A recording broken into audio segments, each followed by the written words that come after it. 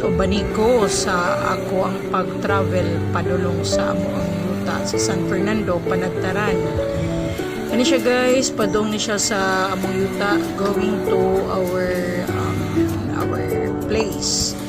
Ano siya gianan, actually magagi pa mi og kanang yuta sa insik guys. Na before mi makakuan sa amo. Actually wala pa gina siya makuan o pa na siya mabutay karsada diha, just a temporary lang na siyang karsada going there sa amua. Kanang makakita ka na dagang kanang na mga kabutungan diha mo na diyang amua kay natunga man ang amua guys.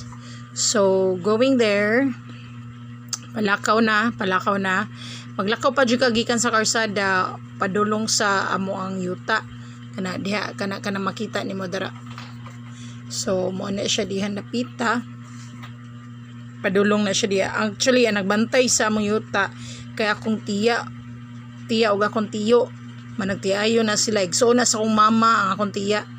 So dugay na sana sila gapuyo di, actually diha na gina sila gapuyo since sa una pa, and then giguba na lang ang karaang balay until nga gihimo until nga gibalay na nagbalay lang sila nang gamay lang nga igo-igo ra nila kay naman siya nagtukod og balay sa kanang bahin pod sa ako ang maguwang. Kay actually kanang dako man ang yutaa nagibahin-bahin naman na sa managsuon sa kong papa. So mo na siya guys, musod na dara guys. O musod na diha padung sa akong tiya. O si makita nimo na diha ang iyang gripo.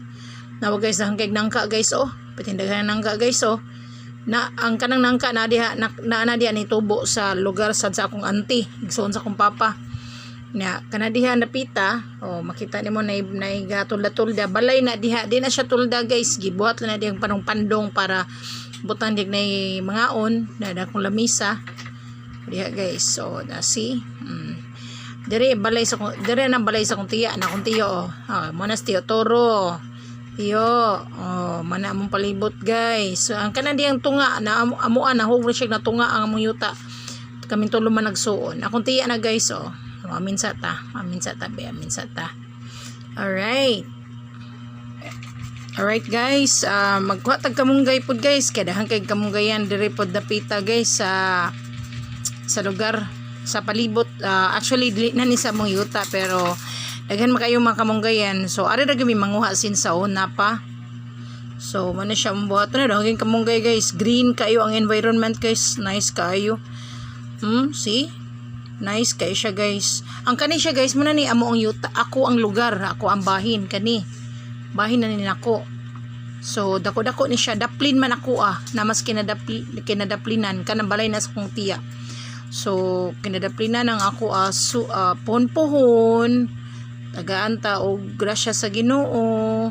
So ana mi diha magbalay kanang dihang saging. Ang purpose sa pag-adto sa kong Paris guys is maghuara sa saging, kay akong tiya nagtanong magsaging sa ako ag yung lugar sa akong pwesto sa akong yuta. So nagtuba siya saging.